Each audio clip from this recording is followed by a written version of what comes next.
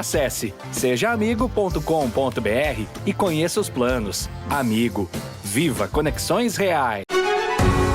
Olá, o Conexão Poder está no ar. Nós recebemos hoje o conselheiro do Tribunal de Contas, Guilherme Maluf. Muito bem-vindo ao Conexão Poder mais uma vez, conselheiro. Eu que agradeço. Bom, vamos começar por uma das pautas mais atuais, mais quentes aí do momento, a questão do VLT. Qual que é a sua avaliação dessa venda dos vagões do VLT? O governo do estado mandou bem aí nessa decisão? Eu acho que foi um bom negócio para o estado de Mato Grosso. Esses vagões parados há quase 10 anos, levando prejuízo, em torno de 1 milhão mês para manutenção, além da deterioração no tempo, né? Isso pode ter tido corrosão, enfim. Então, atingiu cifras de quase 800 milhões de reais nessa negociação. Poderia ter sido um valor mais expressivo se você fosse encomendar um novo, mas não se trata de vagões novos.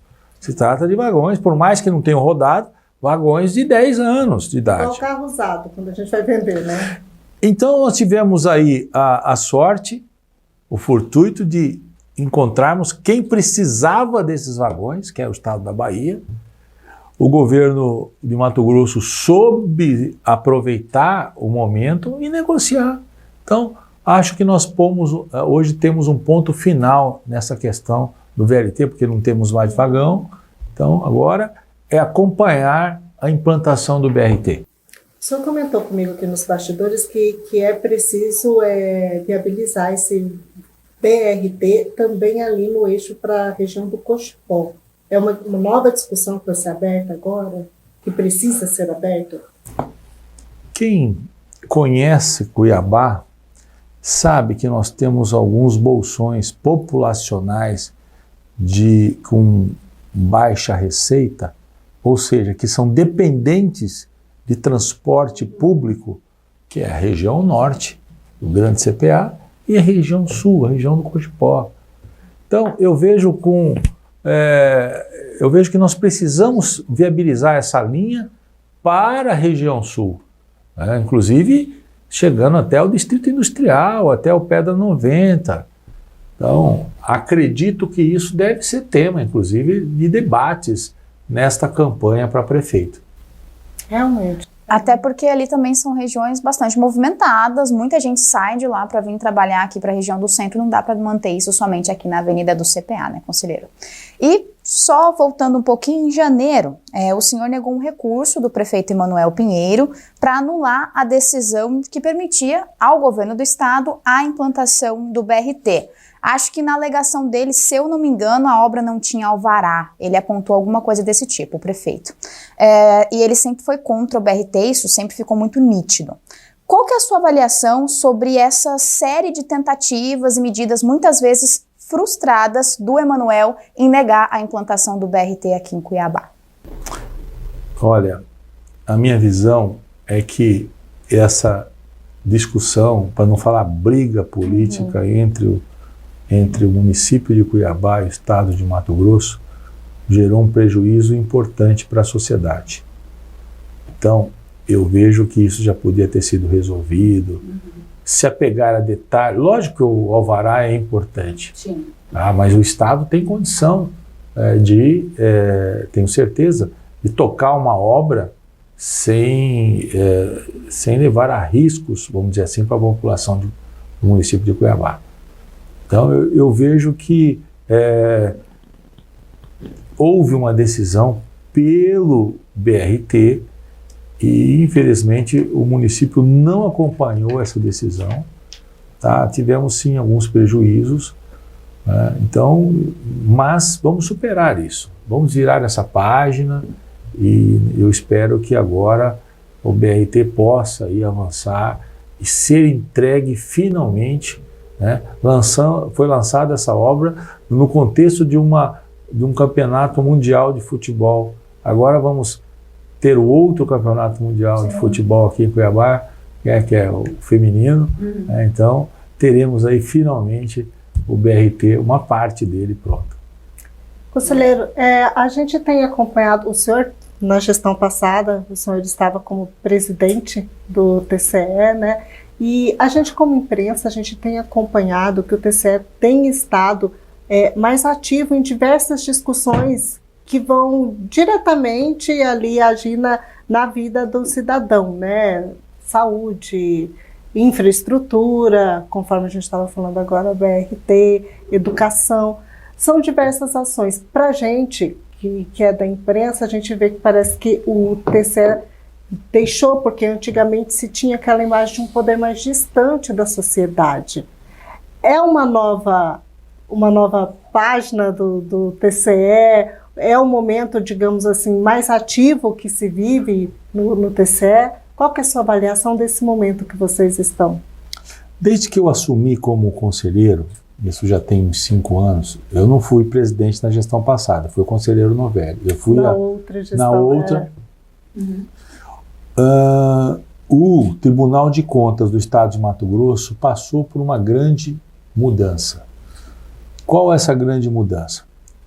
No passado, era um tribunal que se importava apenas em julgar contas e determinar sanções, tá certo? Contra os nossos jurisdicionados, contra as instituições que nós julgamos, municípios, câmaras. Então, era quase o que a gente chamava de um tribunal padrasto, que só gostava de impor sanções. Punitivo, muito negativo. E isso mudou. O tribunal passou, primeiro, se aproximou dos poderes. Começamos a ter aí uma proximidade com o legislativo, com o judiciário, com o executivo, mas sobretudo com os nossos fiscalizados, ou como a gente chama de jurisdicionados. Nos aproximamos dos nossos fiscalizados e passamos a capacitá-los, passamos a orientá-los, passamos a ter uma ação preventiva. Então, hoje, sempre que possível, nós tentamos prevenir. É melhor prevenir do que dar uma sentença contra determinadas ações.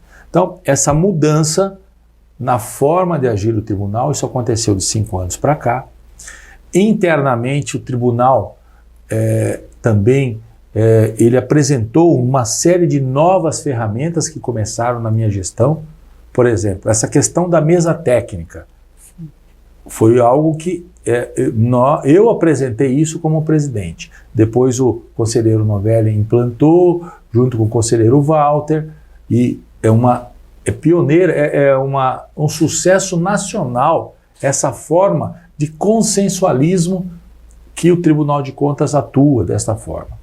Além disso, a manifestação prévia também foi proposta na minha gestão. O que é essa manifestação prévia? Antigamente, um auditor entrava num município, ele já entrava praticamente sancionando, falando assim, olha, você é ladrão, você tem problema, suas licitações estão fraudadas.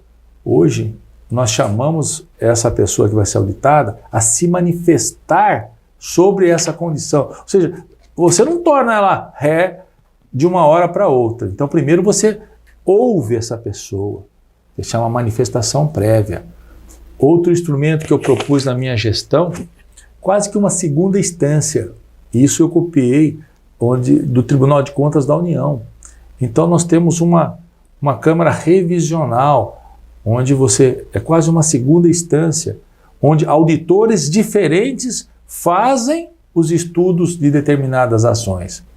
Por exemplo, você entrava com um processo, uma representação no Tribunal de Contas, antigamente, durante toda a progressão do processo, apenas um auditor era o relator do processo.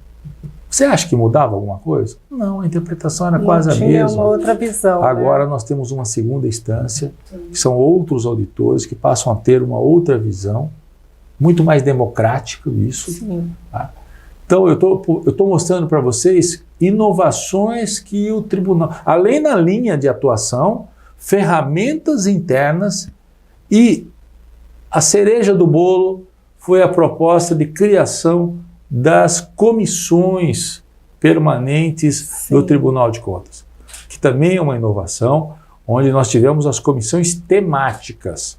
Eu me tornei, até por causa da minha formação como médico, presidente da Comissão de Saúde, Assistência Social e Previdência do Tribunal de Contas. Conselheiro Antônio Joaquim, presidente da Comissão de Educação. Conselheiro Novelli, presidente da Comissão de Infraestrutura e Tecnologia. Conselheiro Walter, Comissão de Jurisprudência do Tribunal. Então, nós fizemos uma divisão temática, Conselheiro Valdir, Comissão de Segurança Pública, e passamos a estudar a fundo os problemas do Estado, o Estado como um todo, municípios, e propor capacitação, propor ajuda na formulação das políticas públicas. E aí eu chamo a atenção, que muita gente fala, vocês estão fazendo política pública. Não, nós não estamos fazendo. Nós pegamos um determinado assunto, estudamos e mostramos para a Assembleia, mostramos para os nossos players que jogam conosco, tá, olha, você pode fazer isso, você pode fazer aquilo, você pode fazer outra coisa. Então, muito útil essas comissões, tivemos avanços significativos e, se vocês quiserem, tem muitos exemplos aí, tá certo? E até aproveitando que a gente está falando dessa comissão, conselheiro, Comissão Permanente de Saúde, a qual o senhor preside, nós temos acompanhado as ações dessa comissão e, entre elas, houve um diagnóstico de vulnerabilidade nos municípios aqui de Mato Grosso. O que de mais preocupante foi identificado nesse diagnóstico e quais seriam as soluções para essa questão de vulnerabilidade? Bom, me chamou muito a atenção essa questão. Realmente nós fizemos um diagnóstico de vulnerabilidade aí de praticamente 9% da população do estado de Mato Grosso. Sim. Ou seja, pessoas que estavam em risco de passar fome, em risco por não ter emprego. Então, um estado tão rico como é dito, né, e nós temos algumas dificuldades. A Comissão de Assistência Social fez esse diagnóstico, identificou quais eram os bolsões populacionais que estavam acometidos por essas vulnerabilidades, e identificamos também que muitos municípios não correram atrás de se capacitar para receber recursos, porque como é que você avança nessa questão? Ou você primeiro faz o diagnóstico, aí você começa a fazer programas de transferência de renda. Tem a transferência de renda federal, que é o Bolsa Família, tem o de renda estadual, que é o Ser Família, que é um programa do Mauro Mendes e da Virgínia, um programa muito bonito, bem desenhado, e tem os municipais também. Mas nós identificamos um problema sério. Como é que você concede esses benefícios? Uns cadastros, chama CAD único. E nós temos problemas como outros estados têm na formulação desse CAD único. Infelizmente, muita gente ainda usava o CAD único para fazer política. Tá? Como? De que forma? Você pega um determinado cidadão que não precisa desse tipo de auxílio e coloca, inscreve ele no CAD único, ele vai receber as bolsas. Tá certo, sem precisar. Né? Então, esse CAD único, lógico, nós estamos trabalhando, o governo está trabalhando, os municípios, em reformular os CAD únicos, no sentido de dar credibilidade, no sentido de termos aí essas informações bem consistentes. Mas nós achamos também vários problemas. E para tudo isso, identificamos também que os municípios, por exemplo, para você conseguir recursos federais na área da assistência social, você tem que ter, por exemplo, um fundo de assistência social constituído. Você tem que ter uma política de assistência social aprovada na Câmara.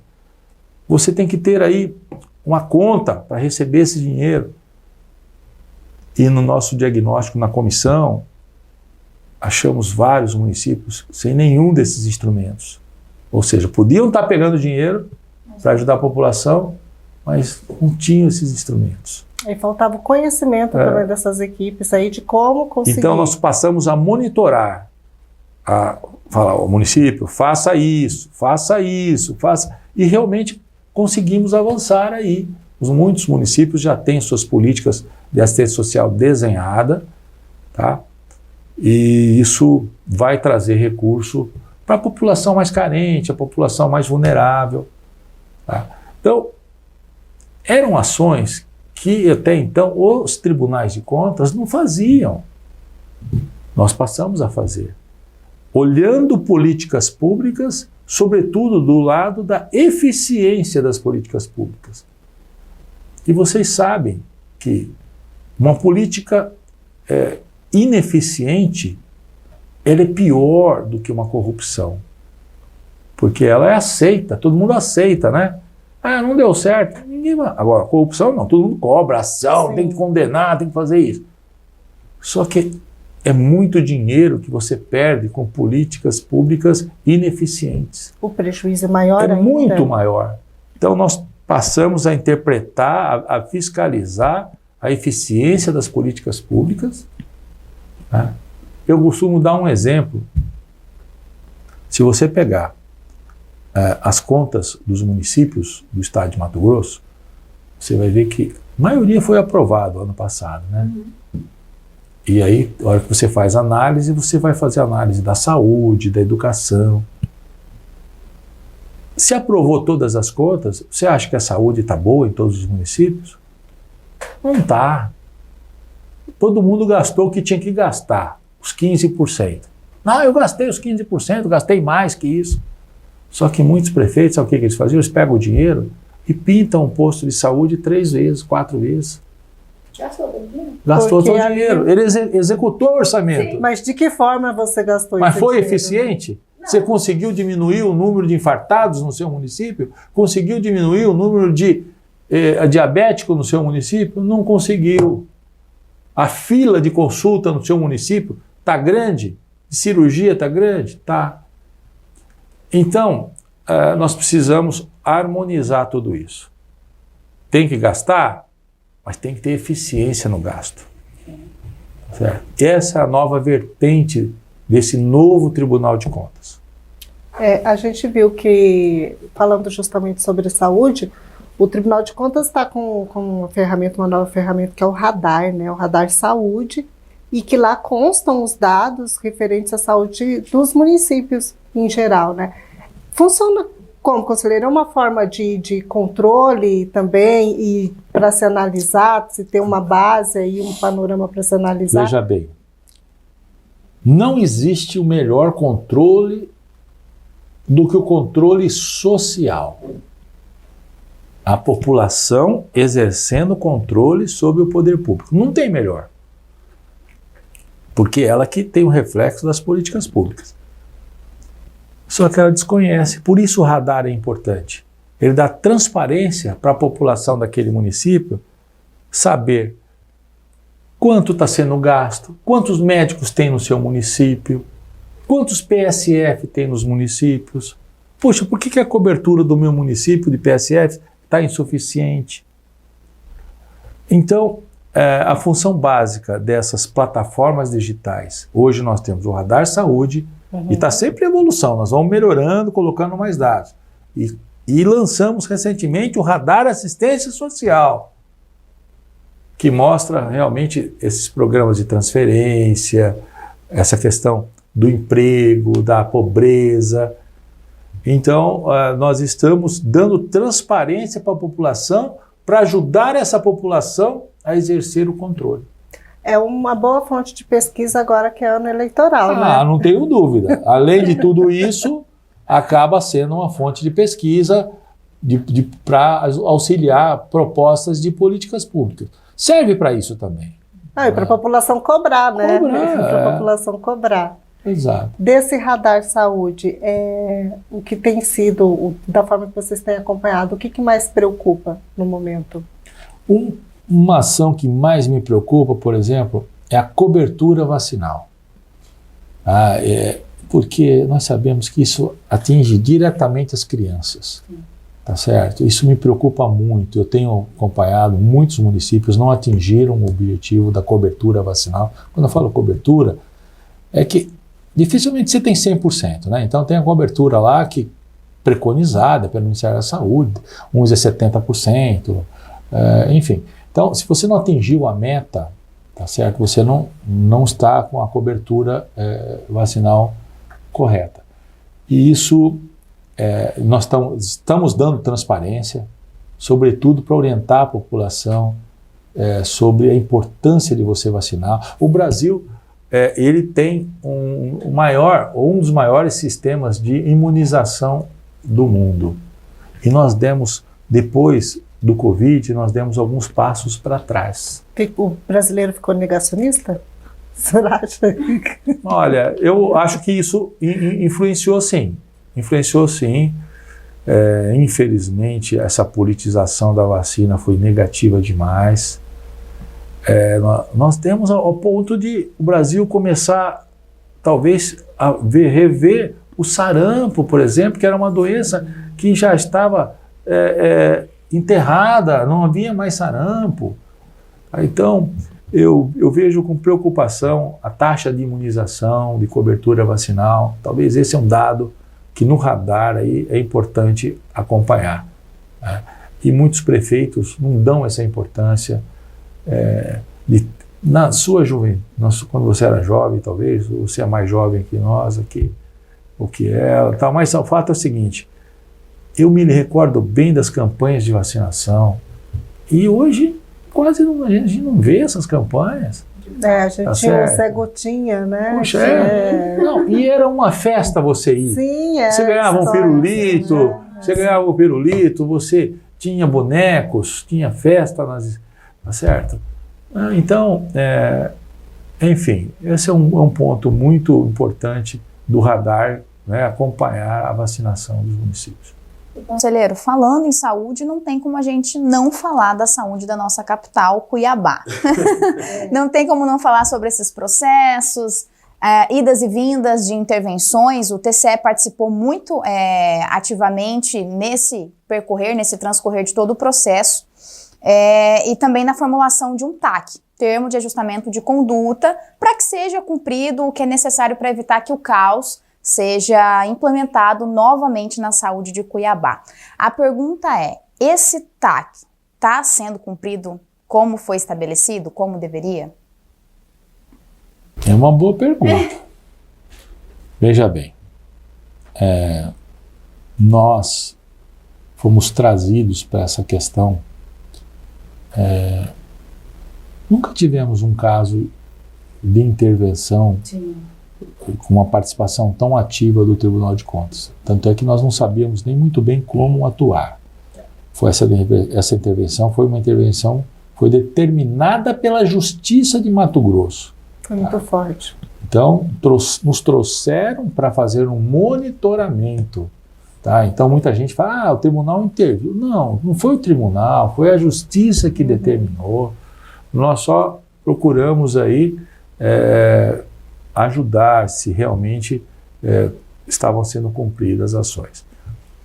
Aí teve a questão do TAC. É bem verdade que foi proposta pelo Ministério Público um TAC, onde eram ações para você,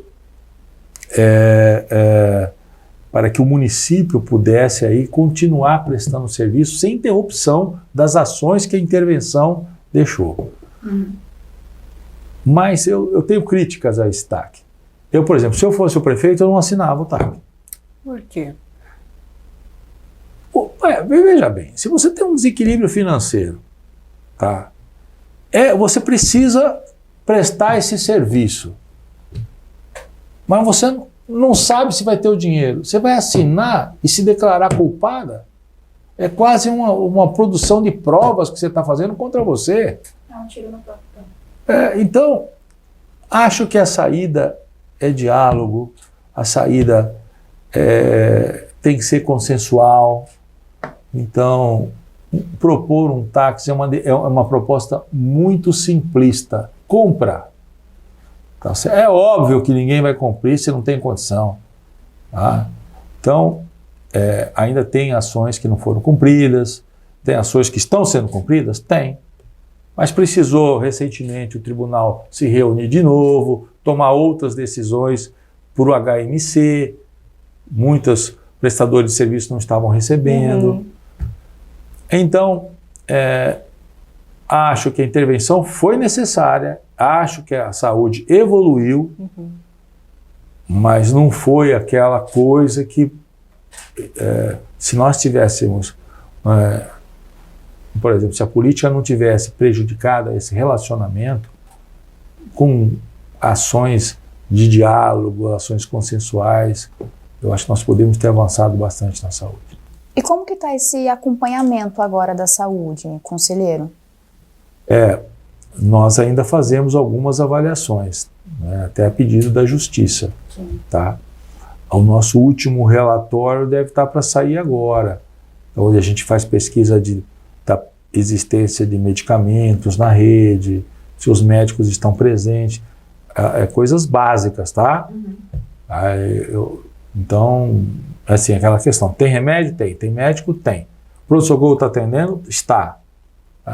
Fila de cirurgia está crescendo? Não está. Então, isso nós estamos monitorando. Eu não tenho o último relatório de cabeça. Tá? Na sua avaliação, então, poderia ter havido um consenso, a questão, a intervenção não seria, digamos, a melhor saída? Não. Hoje eu tenho essa consciência que não foi a melhor saída. A melhor saída era sentarmos, ter feito diálogo, construirmos um projeto para Cuiabá, porque assim, não é muito simples. Cuiabá é um reflexo do estado de Mato Grosso. Dizer que nós não atendemos a população do estado, não é verdade, nós atendemos sim. O senhor já foi secretário de saúde? Já fui secretário de saúde de Cuiabá. Eu posso falar com falando com propriedade. Eu estou falando com propriedade. Então, eu vejo que essas ações, elas podiam ter sido feitas de forma conjuntas, governo e prefeitura juntos. Infelizmente, foi politizada essas questões e a população pagou esse preço. E o senhor acha que há o risco de ter uma nova intervenção? Ou agora já chegaram a um consenso de como caminhar? Não, até pelo momento político, nem o Estado não quer isso, e qualquer intervenção nesse momento vai ser muito... Não acredito. Tá? Nós estamos aí há poucos meses de terminar esse mandato da prefeitura. Eu acredito que o prefeito tem que continuar suas ações e nós vamos monitorando e conversando. Tá? Não tem mais clima para você fazer uma intervenção. E ainda falando um pouquinho sobre a saúde de Cuiabá, conselheiro, a gente tem acompanhado as inúmeras operações por parte da gestão do prefeito Emanuel na saúde de Cuiabá. Inclusive, operações que envolvem contratos, licitações. O TCE também acompanha e analisa essas suspeitas de fraudes na saúde da capital? Veja bem, o TCE acompanha, certo, mas o TCE não faz investigação criminal. Certo. Quem faz isso é a Justiça. Tá? Então nós podemos até compartilhar provas com a Justiça, em alguns momentos nós compartilhamos. Mas as licitações, elas passam sim pelo crivo do TCE. Algumas nós identificamos com algumas variáveis que realmente nos preocupam em questão de superfaturamento, outras com questão de transparência, enfim. E recentemente um contrato, por exemplo, de fornecimento de cirurgias ortopédicas comprometia tanto o município de Cuiabá quanto o estado de Mato Grosso. Sim. Tá certo? Virou um caso nacional até. Virou né? até, como a gente fala, deu no Fantástico, né? Fantástico. Certo. Então, eu vejo que nós acompanhamos sim, tá? Não conseguimos aí acompanhar todas as licitações, mas as maiores licitações nós acompanhamos. Tá? Para a gente finalizar essa situação aí de Prefeitura de Cuiabá, como é que ficou a questão das contas que foi suspensa, volta Então, agora? Será que foram 6 votos a favor? A conta está reprovada, mas ela está... Aí cabe à Câmara julgar agora. Só que houve um recurso por parte do prefeito que precisa ser apreciado. E nesses casos, como ainda tem esse recurso, a Câmara suspendeu o seu julgamento até que o tribunal se pronuncie sobre esse último recurso. Está na mão do conselheiro Walter Albano. Provavelmente a semana que vem, ou dentro dos próximos 2 semanas, isso deve voltar aí para a gente fazer uma avaliação no plenário do tribunal, tá? Mas os conselheiros votam novamente? O recurso. Somente o recurso. Tá? A conta está reprovada. Sim. Tá? Foram 6 votos pela reprovação e um contra. O senhor acha que tem a tendência de reverter ou manter? Não tem tendência de reverter. Acho que vai manter a reprovação, mas é justo também que se cumpram todos os recursos. Sim. Né? Isso é importante, o direito à justiça todos nós temos e é importante que se cumpram esses direitos. Certo.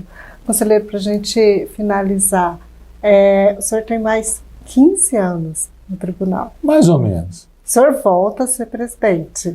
Certo. Qual que é a expectativa aí? Nós já temos uma previsão? Vocês já têm conversado? Não, nós precisamos... O conselheiro Sérgio Ricardo está consolidando o seu projeto como presidente. Eu não gosto de fazer antecipação. Deve ter ano que vem uma nova eleição.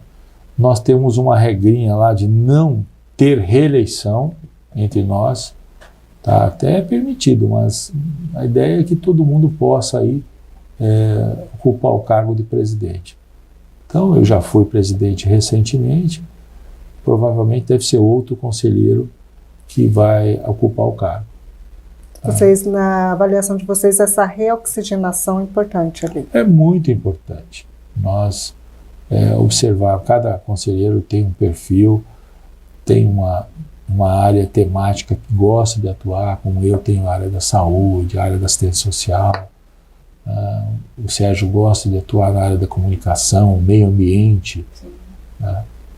Tá certo.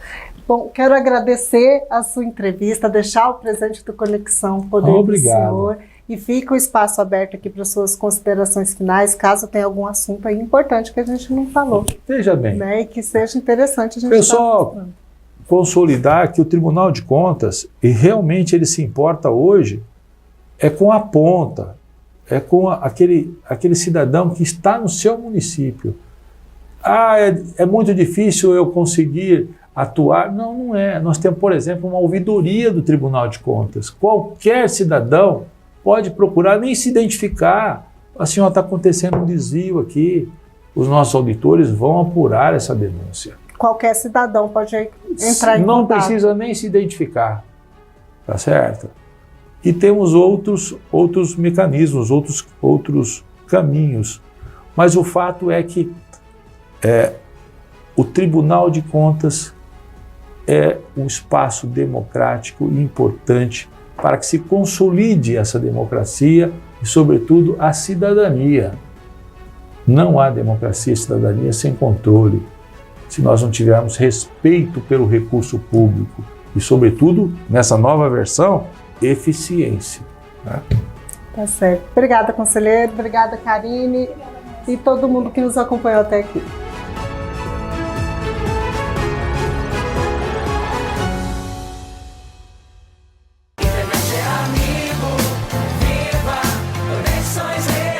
Acesse sejaamigo.com.br e conheça os planos. Amigo, viva Conexões Reais!